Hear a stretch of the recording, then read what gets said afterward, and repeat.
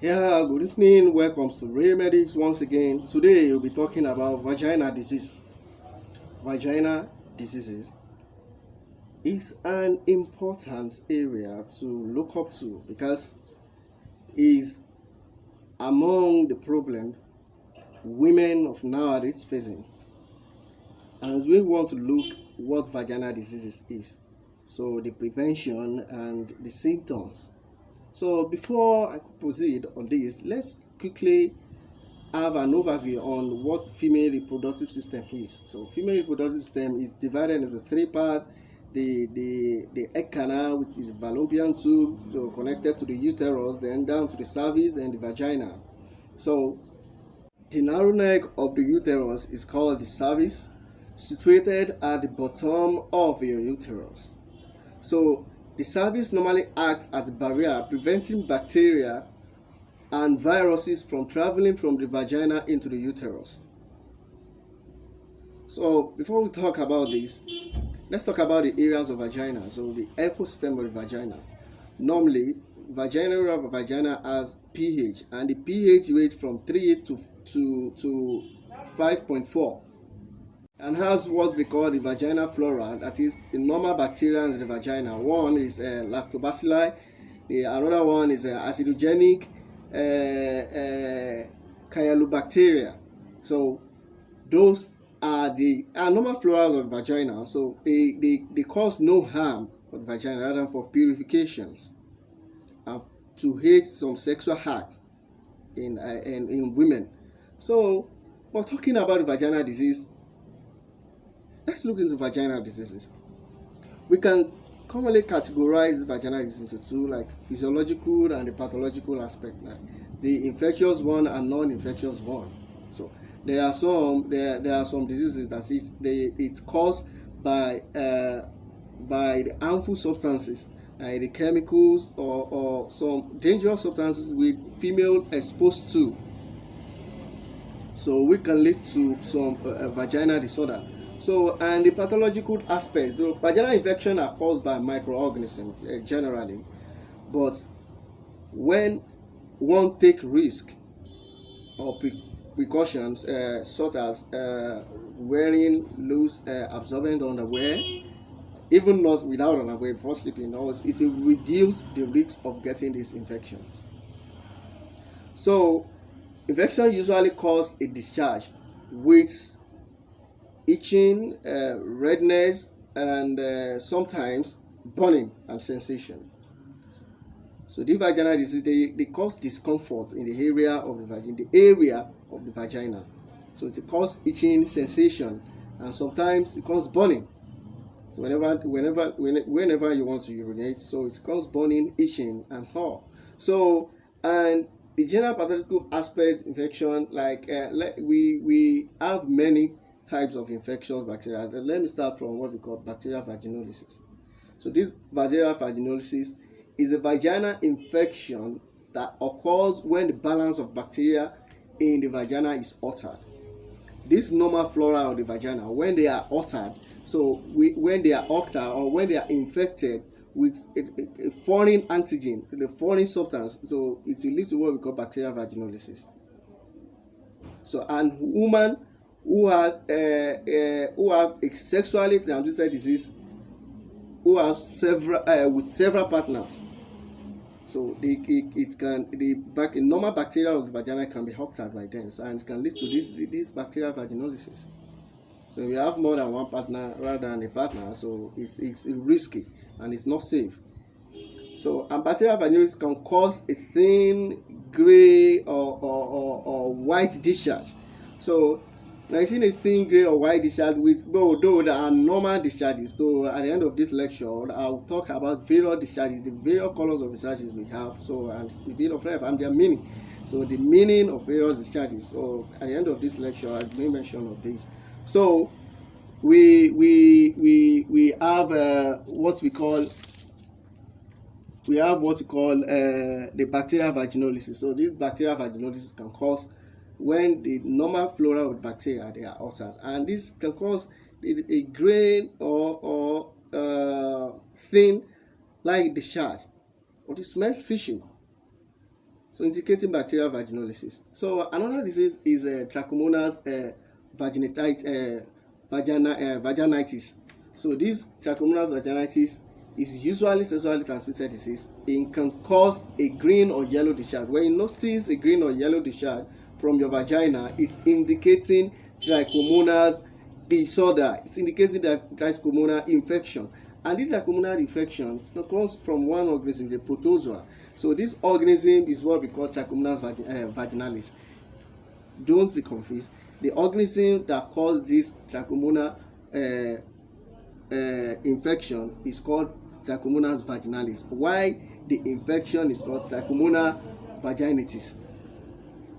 So this protozoa called Trichomonas vaginalis can cause symptoms soon after they enter the vagina, or they can remain in the vagina or in the cervix or like a month or without causing any symptoms at all. But the bladder may also be affected, causing leading to UTI at times, leading to urinary tract infection. So in men, this disease usually cause no symptoms and may remain in the urinary tract. So those women and women may be unaware that they are infecting their sex partner.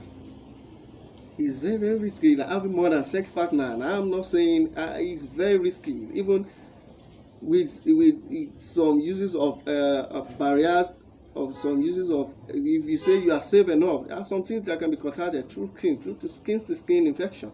There are some things it's very dangerous having more than one sex partner. So another disease is that is very, very common is yeast infection. It's very common among women too. So this yeast infection, the vagina is infected by a yeast called Candida, and this Candida usually called Candida albicans, so resulting in a yeast infection called candidiasis. So this candidiasis is a disease caused by the Candida albicans, a yeast infection, and it's very, very dangerous infection.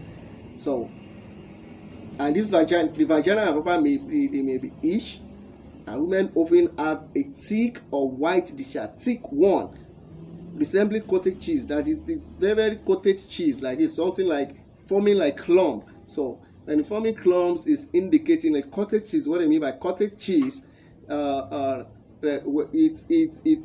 indicating candidiasis, that is yeast infection. In women of childbearing age, yeast infection due to Candida albicans are particularly common.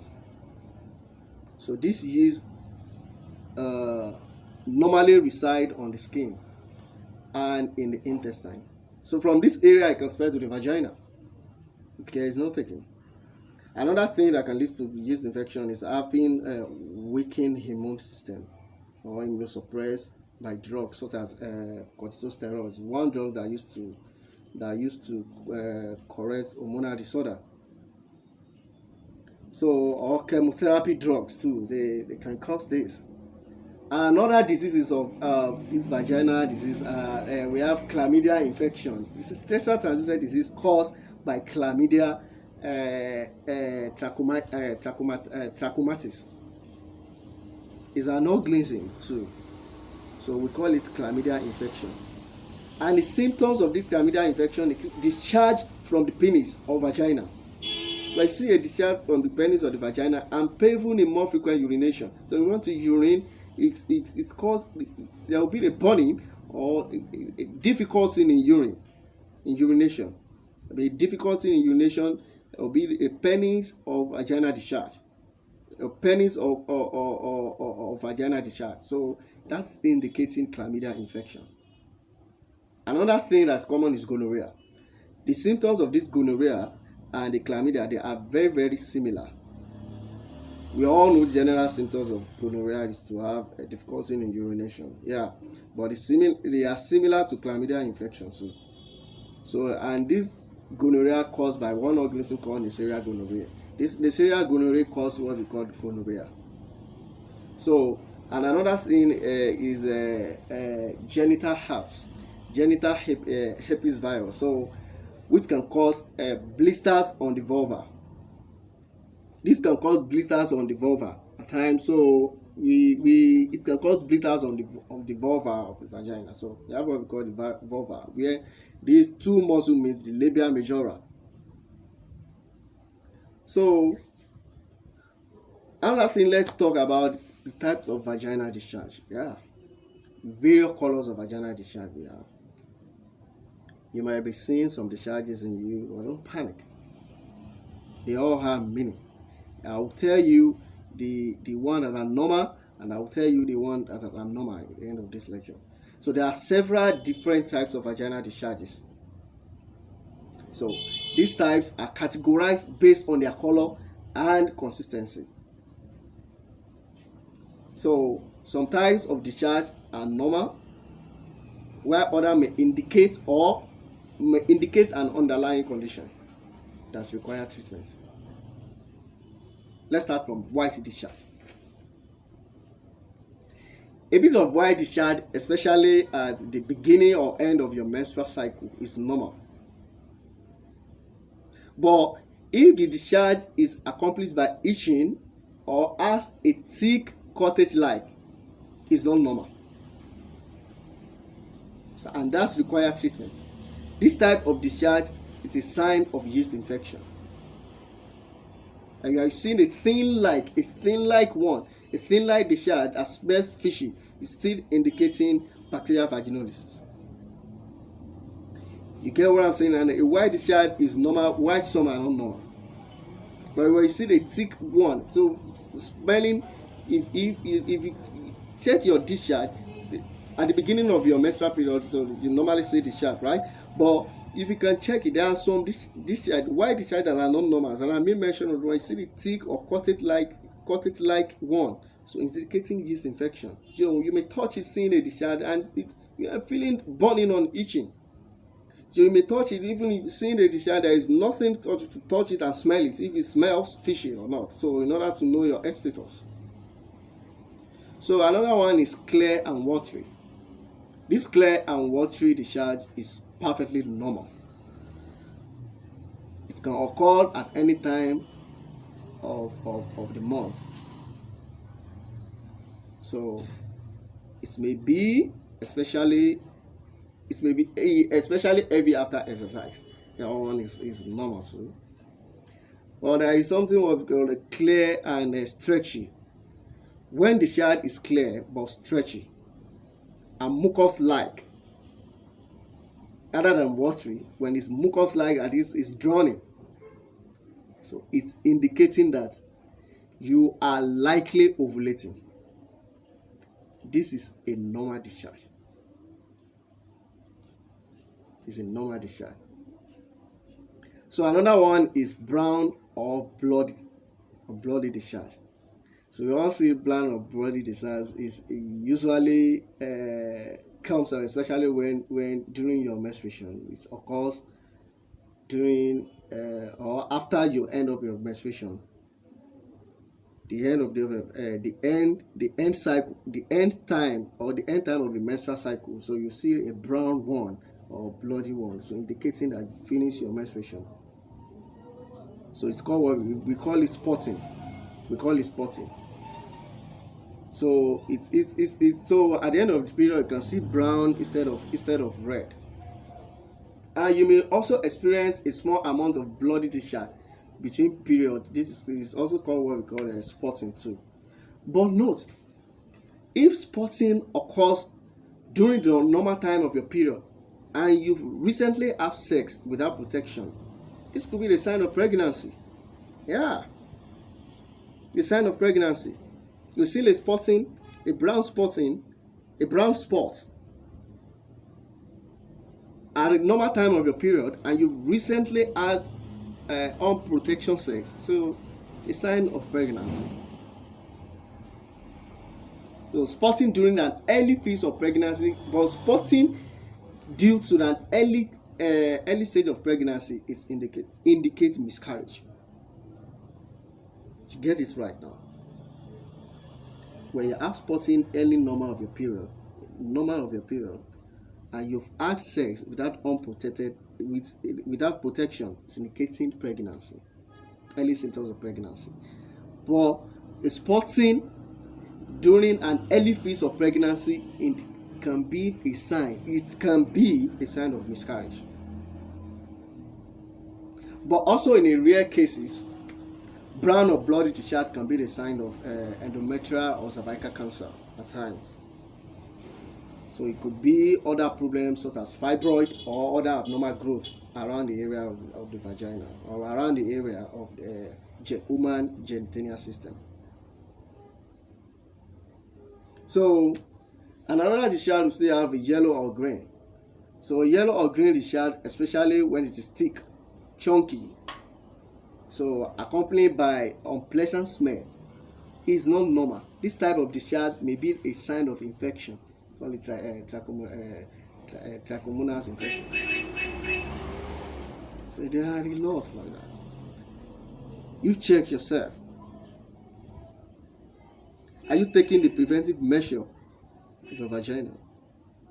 Because there are some nowadays causing problem for yourself. Some buying a kayamata or this thing or nonsense using in their genitalia system, and at times it leads to complicated issue at times.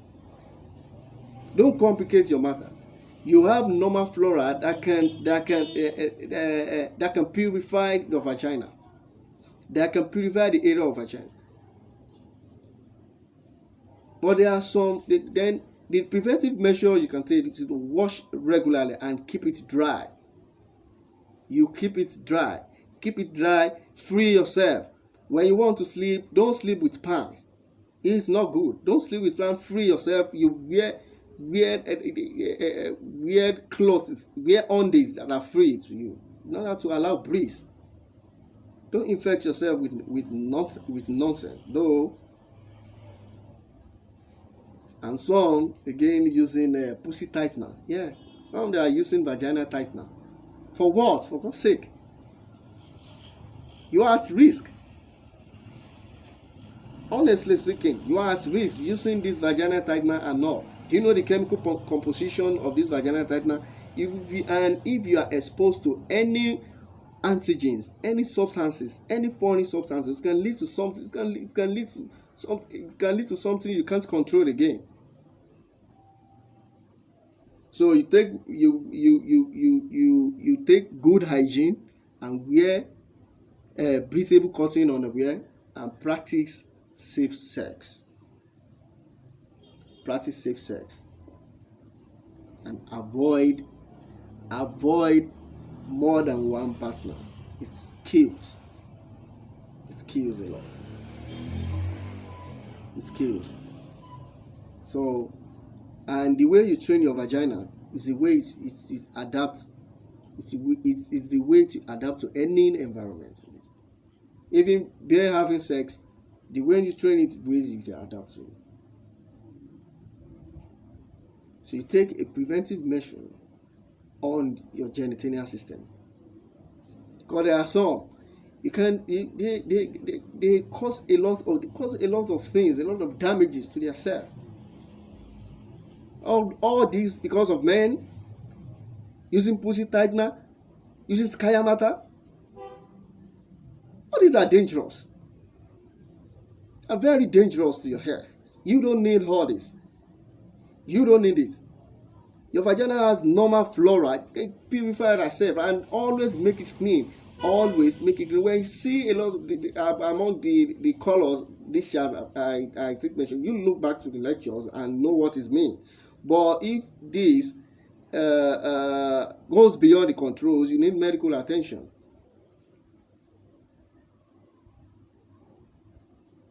So there are many ways of treating this. They can be gotten from your HVSI vaginal swab. So to know the type of organism that is affecting you. So maybe treated through your urine too.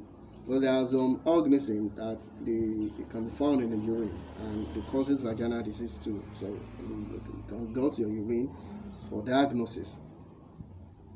So I want us to take a preventive measurement for the vagina. It's your vagina.